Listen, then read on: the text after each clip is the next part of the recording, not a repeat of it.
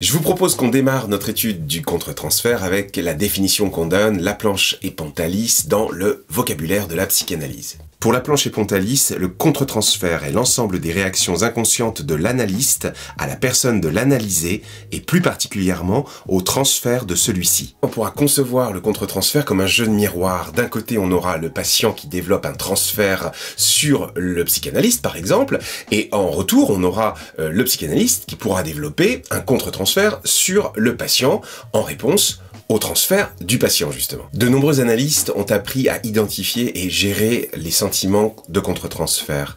Dès lors qu'un analyste va prendre conscience de l'existence d'un contre-transfert en analysant ses émotions, par exemple, il va pouvoir mieux comprendre la position dans laquelle le place son patient.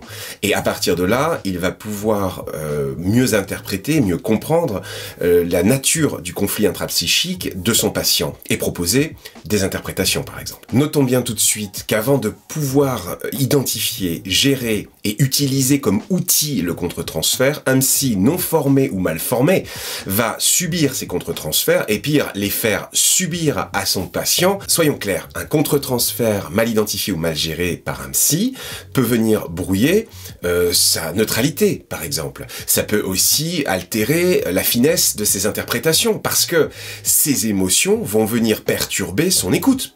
C'est un exemple, mais il peut y avoir d'autres conséquences encore. Par exemple, certains cadres peuvent être mis à mal lorsque l'analyste, ou le psy en général, n'a pas identifié le contre-transfert qui était à l'œuvre. Et donc, le cadre, tout d'un coup, pouf! Pour illustrer un contre-transfert mal géré, prenons l'exemple d'une patiente qui va voir un psy, et elle est dans une posture assez de séduction, le psy ne va pas identifier son contre-transfert, ne va pas gérer son cadre, et même mieux, il le fait exploser. Ce qui plonge la patiente dans une plus grande confusion, on l'imagine bien, plus grande confusion que lorsqu'elle est venue le consulter, ce psy.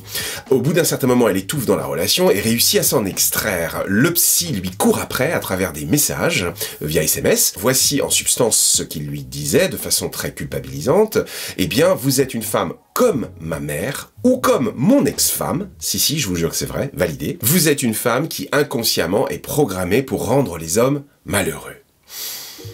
Alors si on définissait le contre-transfert plus largement, on pourrait dire que c'est finalement l'ensemble des réactions cognitives et affectives conscientes et inconscientes du thérapeute à l'égard de son patient.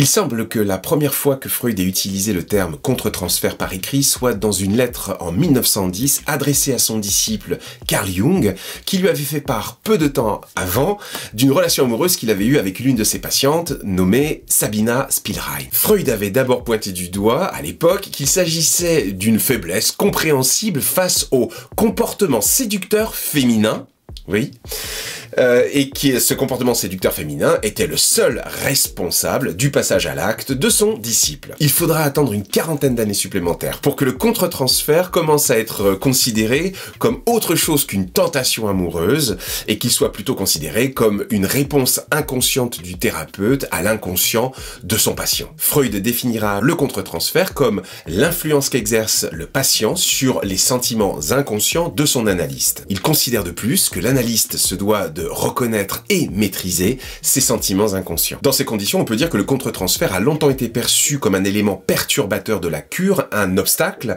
au processus thérapeutique. Le risque perçu jusqu'alors et qui est toujours d'actualité, c'est que le contre-transfert du psy, en réponse au transfert du patient, amène ce psy à considérer la problématique de son patient à travers sa grille de lecture, c'est-à-dire en lien avec sa propre histoire de vie, trajectoire de vie.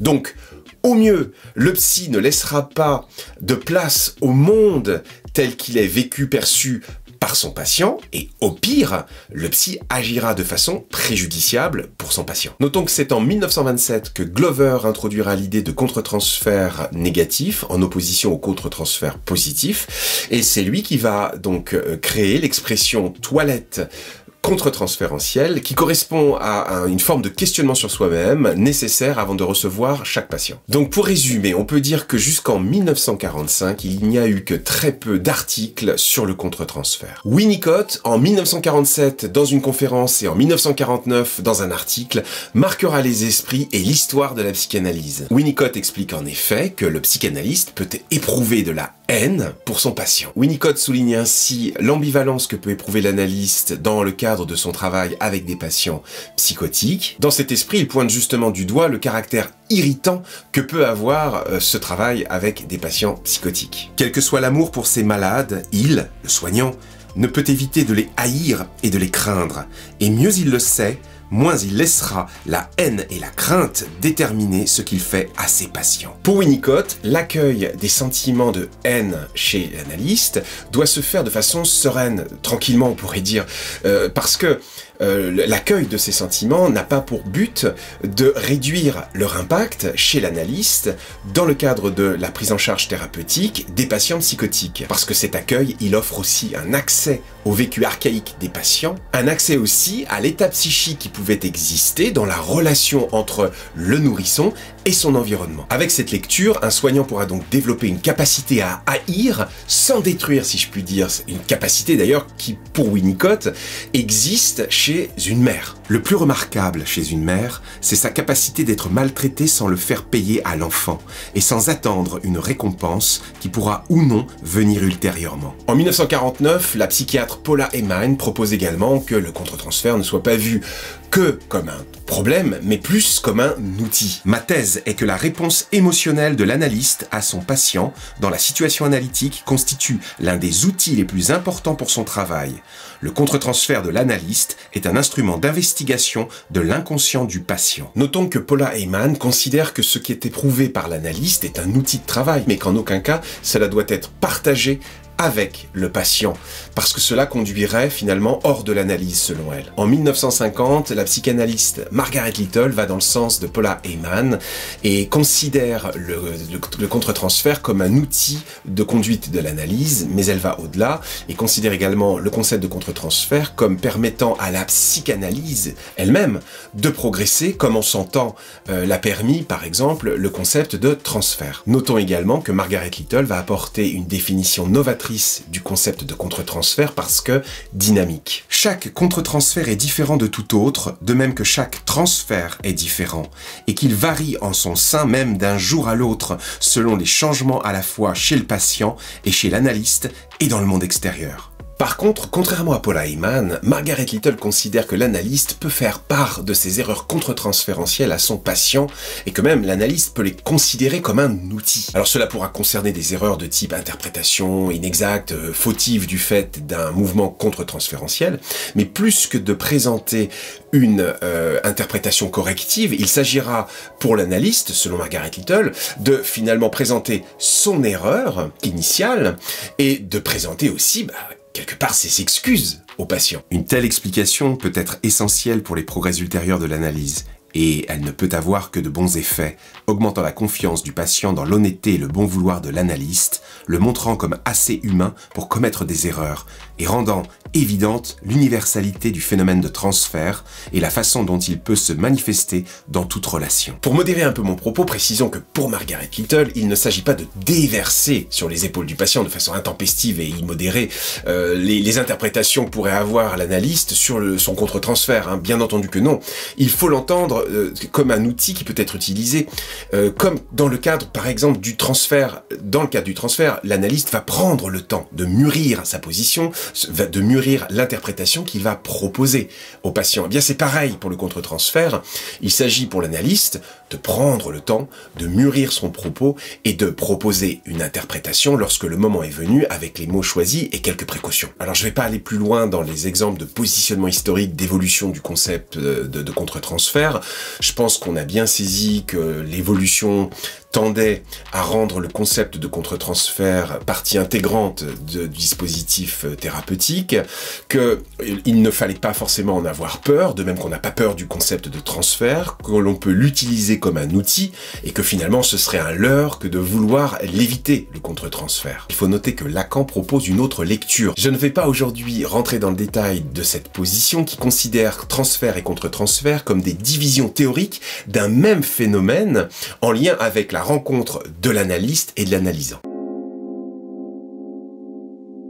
Pour pouvoir utiliser le contre-transfert comme un outil, le thérapeute se doit d'être au clair avec la part de réaction contre-transférentielle qui s'active au contact de son patient. Le psy devra donc être conscient que lorsque le patient fait un transfert sur lui, c'est lui le professionnel sur lequel le transfert est fait, et non lui en tant qu'individu. Le transfert vise une autre personne à travers le psy, une personne derrière le psy. Quelque part, on peut dire que le patient se trompe de cible. Donc pour un psy, le contre-transfert reste quelque chose de très complexe, parce qu'il va falloir qu'il apprenne à le détecter, à le gérer, à l'interpréter, et dans un sens, de faire la part de ce qui appartient à son patient et de ce qui lui appartient en lien avec ses propres filtres affectifs et émotionnels. Donnons quelques exemples pour pouvoir illustrer à quel point l'étude du contre-transfert peut être importante pour un psy. On pourra trouver un thérapeute qui, malmené dans l'enfance ou dans l'adolescence, pourra s'identifier au rôle transférentiel de sauveur que lui propose le patient. Et également, on pourra dire que certains thérapeutes dont le besoin d'être aimé n'aura pas été suffisamment travaillé, eh bien peuvent être dans une position où ils sont persuadés que l'amour transférentiel, eh bien, qui est proposé n'est pas dirigé vers le psy, mais bien vers l'individu. Certaines résistances du patient pourront être vécues par le psy comme quelque part un rejet affectif, le rejet de sa propre personne par exemple, ou une répétition d'histoires amoureuses malheureuses. Dans d'autres cas, le contre-transfert pourra s'exprimer par une forte impatience de l'analyste.